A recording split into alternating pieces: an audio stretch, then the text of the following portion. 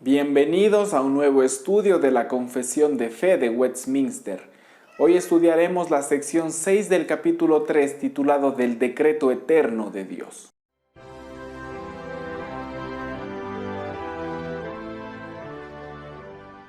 La sección 6 dice: puesto que Dios ha designado a los elegidos para gloria, así también por el eterno y más libre propósito de su voluntad, ha ordenado todos los medios para ello, por lo cual los que son elegidos estando caídos en Adán son redimidos por Cristo. Son eficazmente llamados a la fe en Cristo por su Espíritu que obra a su debido tiempo. Son justificados, adoptados, santificados y por su poder son guardados para salvación por medio de la fe. No hay otros que sean redimidos por Cristo, eficazmente llamados, justificados, adoptados, santificados y salvos, sino solamente los elegidos.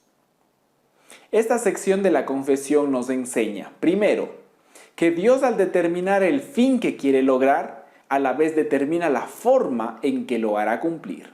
Segundo, que Dios ha determinado que los elegidos sean salvos, normalmente por un llamamiento eficaz, la justificación, la adopción, la santificación y la perseverancia en gracia. Y tercero, que los que carecen de esta forma divinamente determinada no están dentro de los elegidos, tomando en cuenta las excepciones notadas en el capítulo 10, la sección 3.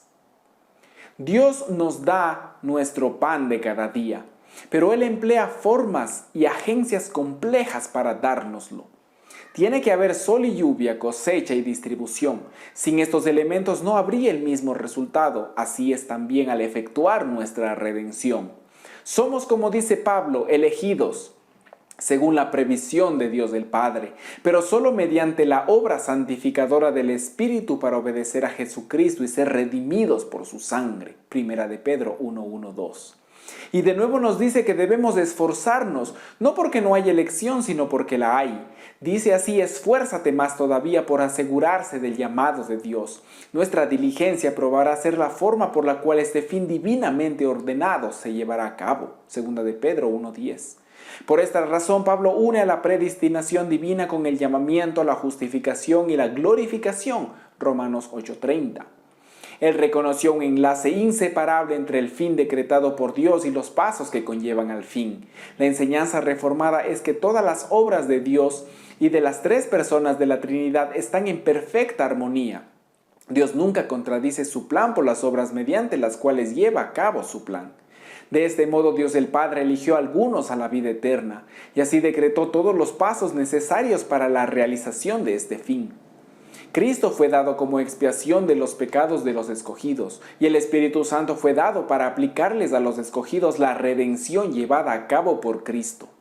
El Padre planeó salvar a algunos, Cristo murió para salvarlos y el Espíritu Santo se asegura de que realmente lleguen a poseer la salvación.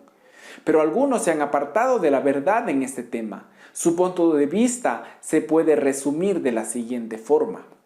En infinita piedad y benevolencia, Dios determinó entregar a su Hijo a la muerte para la redención de la maldición de la ley de toda la humanidad, arruinada por la caída, pero habiendo previsto que todo hombre dejado sin intervención necesariamente rechazaría a Cristo y se perdería. Dios, para llevar a cabo y aplicar su plan de la redención de la humanidad, y conmovido por su particular amor para algunas personas, los escogió de entre las masas de la humanidad para ser receptos de la gracia especial efectiva del Espíritu Santo y así a la salvación. Tal enseñanza puede parecer piadosa y muy atractiva al hombre pecaminoso.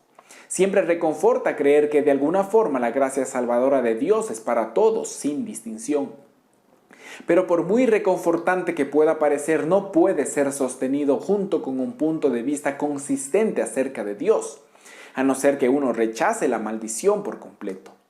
Uno puede creer en forma consistente que Dios otorga la gracia salvadora solo a algunos hombres y que solo ellos serán salvos.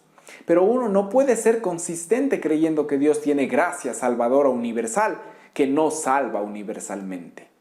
Y el intento invariablemente resulta en una doctrina deficiente acerca de Dios.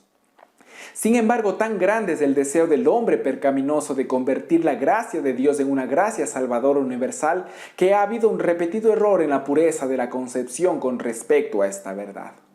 Un ejemplo notable lo provee la revisión del credo que tuvo lugar en la Iglesia Presbiteriana Unida de Norteamérica. Desde 1858 hasta 1925, la Iglesia Presbiteriana Unida mantuvo esta doctrina consistente con la palabra de Dios.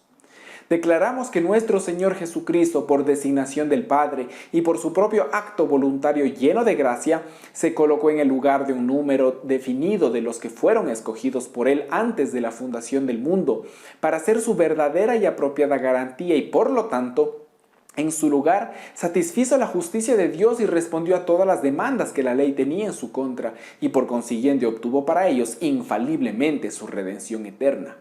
Pero en 1925 la Iglesia Presbiteriana Unida cambió su testimonio a lo siguiente, lo cual no concuerda con la palabra de Dios.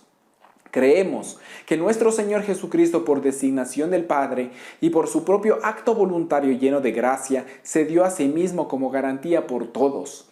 Es decir, que sustituyendo al hombre pecador, su muerte fue un sacrificio propiciatorio de valor infinito, satisfaciendo a la justicia y a la santidad divina y dando acceso libre a Dios para el perdón y la restauración, y que su expiación, aunque diseñada para el pecado del mundo, se vuelve eficaz solo a los que, guiados por el Espíritu Santo, creen en Cristo como su Salvador. Las diferencias son evidentes. La primera declaración dice que Cristo fue el sustituto para algunos hombres. La segunda, que Él fue el sustituto para todos los hombres.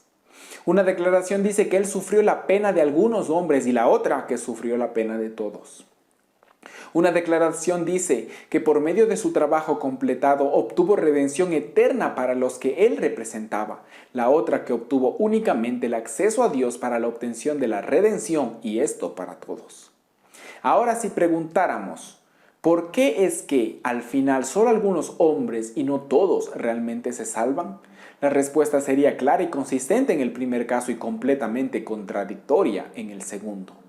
La doctrina de 1858 nos enseñaría que algunos hombres son salvos porque Dios, el Padre, el Hijo y el Espíritu Santo, actuó para salvarlos. Pero si notamos la doctrina de 1925, notamos que se añade una declaración específica demostrando que solo algunos son realmente salvos, porque la obra del Espíritu Santo no está en armonía con la de Dios el Hijo. Porque aunque el sacrificio de Cristo se hizo para el pecado del mundo, como rescate para todos, aún así solo se vuelve eficaz para los que son llevados por el Espíritu Santo a creer en Cristo. Esto es triste sobremanera porque sacrificaría a Dios para poder dar gracia salvadora, lo cual sin embargo nos salva a todos. Decimos sacrificar a Dios porque un Dios en el cual existen personas en claro desacuerdo sin duda no es el Dios vivo y verdadero de las Escrituras. No es una exageración en absoluto decir que un Dios como este ni siquiera existe. Cuán asombrosa es la perversidad y la oscuridad del hombre que sacrificaría a Dios por una gracia salvadora que por su propia palabra ni siquiera funciona. Oremos para terminar. Gracias, Dios eterno, por no solo proveer la salvación para tus elegidos, sino también los medios para tan grandiosa salvación. Creemos que tú eres fiel y que la obra que comenzaste la terminarás en cada uno de tus elegidos. Gracias, Dios Padre, por haber elegido a algunos para vida eterna y decretar los medios con los cuales harías realidad estos decretos. Gracias, Dios Hijo Jesucristo, por ser la expiación de estos escogidos del Padre. Y gracias, Dios Espíritu Santo, por aplicar esta redención a los escogidos. Te amamos. En el nombre de Jesús oramos. Amén.